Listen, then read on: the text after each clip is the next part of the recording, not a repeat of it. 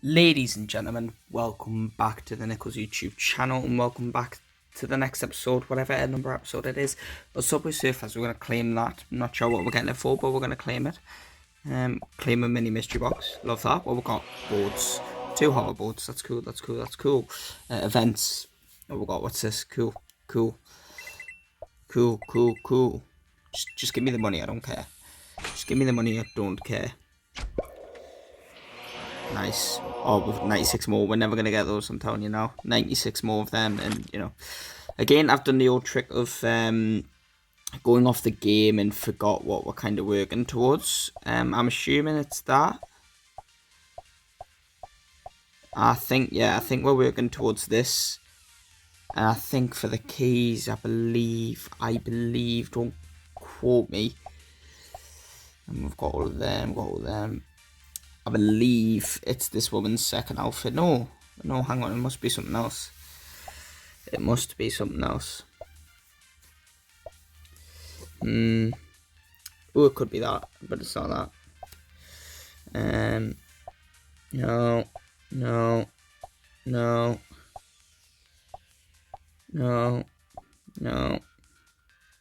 Okay, I think it is Alicia's second outfit is what we're working towards for keys.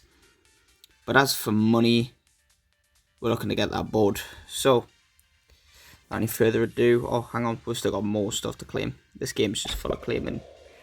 I can't catch up, mate. That's impossible. It's ridiculous. Come on now. Right, cool. Don't miss out, but I don't care, mate. And I also don't care. Top run. Let's get result.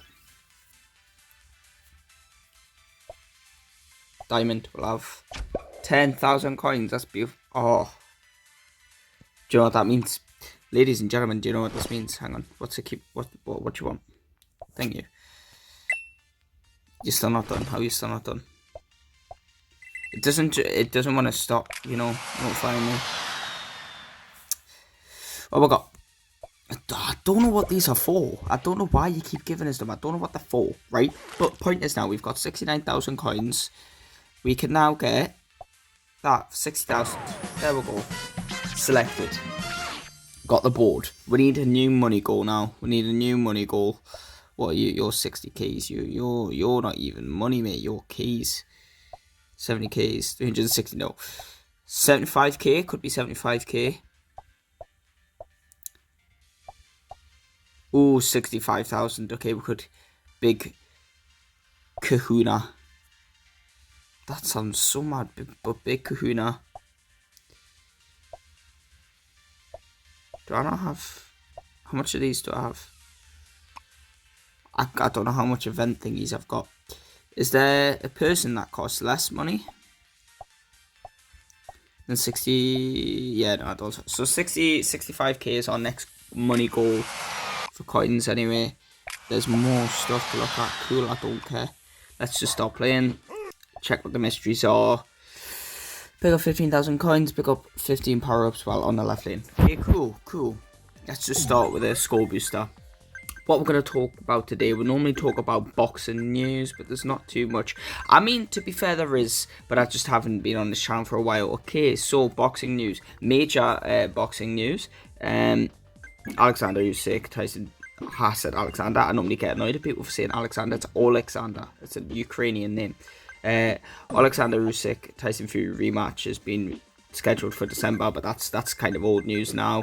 Looking forward to that. Hopefully Usyk can knock out Tyson this time. Not wishing bad things on Tyson. I just think one man had to lose his O. I don't also want Usyk to lose his O. Devin Haney and Ryan Garcia has been turned to a no contest, and Ryan Garcia has been suspended for a year. While I think it should have been a no contest from the start, I just think it ruins it now to kind of do it so much longer now and say that Devin's now still undefeated because we saw what happened to him, and that's just embarrassing, and you can never get rid of that. So, although I think the fight, as soon as they figured out the test results, the fight should have been ruled a no contest anyway. I mean, yeah, he was overweight, which already is against the rules, but it wasn't by much, so you can't scrutinise that much. But then when you also have the positive tests, whether rigged or not, because look, I am quite a theoretical person, you know what I mean? There is obviously a high chance of riggery. There is a high chance of riggery because of who Ryan Garcia is. I don't doubt that. But, you know, you've got to go with the facts you've got. And if it is true that he did have, you know, Ryan could just be an impulsive flyer, and he could just be using the fact that he speaks crazy to kind of back himself up. To just so people back him, because he could, you know. It could be a big facade from Ryan, you know. And if it is true, he's took drugs and he's come in overweight, it's completely unfair. So yeah, it should have been no contest from the start, but it shouldn't have took that long to get the conclusion. And obviously now it's a shame that everything happened. It's a shame it couldn't go down properly, because now Devin Haney's got embarrassed and we've got an illegitimate fight score for both men, which is really sad. It's really sad. But that's the pro boxing world. Let's talk about the YouTube boxing world. KSI, you know, announced his next fight. And he goes, someone that's been on my case a long time. Slim. And then we're all like, yes, Slim. That's great. And then he also goes, Anthony Taylor. And we're like, what, 2 fights one night? No, 2v1. Now, let me tell you something. Well, Slim and KSI would have been a good fight, right? It might not have pulled the numbers, right? But Slim is up and coming, you know. And the Misfits audience know how good Slim is, so it would prove KSI's skill. Plus, you can say it's an even fight realistically. It's just Slim doesn't have the numbers. And Slim might be a hard fight for KSI, because Slim probably hit harder than all the people KSI's fought. Realistically. Like Tommy does not hit hard, and Tommy didn't get a clean shot in on KSI basically the whole fight. Joe Fournier, I mean, come on. Phase temper, no. I mean, Slim literally knocked out Phase temper. I mean, he didn't knock him out as quick as KSI did, or as cool as KSI did, but KSI was rushing the way to knock out Tommy temper, Phase temper. KSI was rushing it, and he got caught a couple of times. Slim did it a lot more, like, Slim was more impressive with it, but KSI was more. No, he wasn't. KSI's knockout was more impressive, but Slim's was a little less forced, you know. KSI was looking for the knockout. But anyway, my point is, Slim's probably the heaviest hitter KSI's faced, and I think when he's been calling out KSI, not just for a while on Misfits, but like even like back in the day, like 2018, 2019, like when KSI had YouTuber beef with about every content creator, Slim was one of them. And I think that stopped when Slim got put on Misfits, because he didn't want to badmouth KSI, because KSI put him on Misfits. And then Anthony Taylor also makes sense. Anthony Taylor's been calling him out for a long time. Just Anthony Taylor again has not got that name. He's not got the big name, but and it might be an annoying fight for KSI, because Anthony Taylor might try and, you know, smother him, and although it works, and yes, technically in the boxing sense, it is boxing and you can win the fight that way, it's just really sad and cheap, to be honest, you know what I mean? It's really cheap. And I know KSI's theory behind it both is that he thinks they're both easy because he thinks they're below him. I doubt that. I think they're pretty even on skill-based level, so I think the fight is stupid in that sense.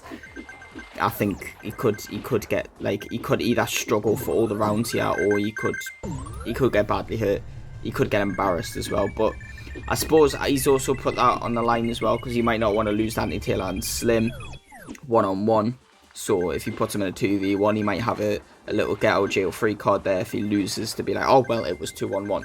So very tough fight for him, very, very stupid fight, immature. Like, don't be silly. Like, these guys can still fight. Do you know what I mean? Like, I would argue they're on the level of Tommy Fury, so it's like fighting two Tommy Furies. But you know, it is what it is, and if he manages to pull it off, fair play. That I think anyone should applaud that, because they're both very skilled fighters. But yeah, and I know he say, oh, but that's just rigged, isn't it? That's talking of riggery. But if he's talking in the sense of he doesn't think they're a big enough name, you know, to draw, I think you just say KSI's fighting. It doesn't matter who he's fighting. KSI's gonna pull. But KSI is the draw. He's got such a strong fan base, and whether root him through everything. So I think it doesn't matter who he's fighting, he's going to get the draws and the monies and all that jazz. There's nothing to claim, big man. Yeah, but you know, it is what it is. Decent fight. I mean, I think he wants to warm up because he's been out of boxing for a while. But then I do think he should do the Tommy rematch, and he should drop Tommy or knock him out. And obviously, Tommy rematch and then the Jake fight, and then you've done all the fights you need to do, and any other fights will just be fun gimmick fights. But then obviously Mike Tyson pulled out the Jake Paul fight, you know, having old man stomach issues, and I'm just thinking, I'm just thinking now, like, they've postponed it, and I just thought, nah, the man's literally, like, like, obviously everyone's questioning at the start going, no, he's like 58, you can't be fighting him, like, why are you fighting a 58-year-old man? And some of us would give it the benefit of the doubt, and we'd be like, well, we'll see.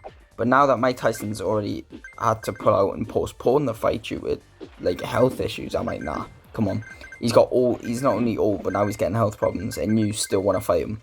You still, the younger, faster, stronger, not the most skilled, not the more legendary boxer, you still want to fight him. Nah, shut up. Because in his prime, Jake Paul would never have fought Mike Tyson. He would never have fought Mike Tyson in his prime. But he'd fight him now, when he's 58 and having stomach ulcers. Like, come on, that's just wrong on so many levels. Before, I would have gave it a shot, but now that he's having health issues, definitely not. And that fight's being postponed to November, and he's having a replacement fight on July, no longer on Netflix. Netflix are going to say that for the Mike Tyson one, but he's having a replacement one on pay-per-view on the Zone. Mike Perry, again, though maybe a tough fight because Mike Perry's a ruthless man, but he's a bare knuckle boxer. He's not boxed with gloves before. Do you know what I mean? And I know they're training gloves because they kind of train with a normal fist, but it's still a bit of an easy fight because I think Mike Perry's quite a bit shorter than Jake, and if Jake's bulked up to 220 pounds, heavyweight, you know, he's not going to drop a lot of weight in time to fight Mike Perry. So again, the advantage is going to be on Jake Paul, but I'm interested to see what Mike Perry could do, because at least, and I want to see this, right? And I'm not saying I want to see Jake lose. I probably want to see Jake win because I know a lot more about Jake than I do about Mike Perry. But could Mike Perry be the first person to drop Jake Paul? We've seen Jake lose. We've seen him get bloodied up. But we've seen him knock people out, drop people. But one thing, you know, he's dropped everyone he's fought. But no one's dropped him. Not a single person has dropped him. And I'm curious. I want to see who's going to be the first person to drop Jake Paul, because he's been in there with some tough names. None of them proper good professional boxers. I mean, his first really good fight, really good opponent was Tyron Woodley, and he was very slow in the ring. Then after that, you know, he fought Anderson Silva, who obviously he dropped Anderson Silva. Well done. Now, Anderson Silva's boxed before, but did you just see his recent fight against Chael Sonnen? No, he's not that bit of a striker. He's quite old as well. And the drop wasn't even the shot came from out of nowhere. And then Tommy, he lost to Tommy, but he did drop him. Tommy said it was a slip, but it wasn't a slip. And then apart from that, all those other easy opponents he's had after that, even Nate Diaz, he dropped Nate Diaz. Nate Diaz couldn't drop him, but Nate Diaz's shots on quite sudden, you know what I mean? He just has smothering punches. He's got the famous Stockton slap. But I wonder if Mike Perry could be the one to drop Jake Paul. That's what I want to see from that fight. I don't care who wins. I mean, realistically, it would make more sense to have Jake win. If Jake doesn't win that fight, he's ruined.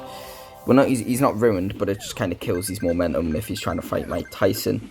But I want to see if Mike Perry can knock out Jake. Not knock out, but at least drop Jake Paul. I want to see because out of all the opponents, Mike Perry's probably the most capable out of all the opponents he's faced to do it.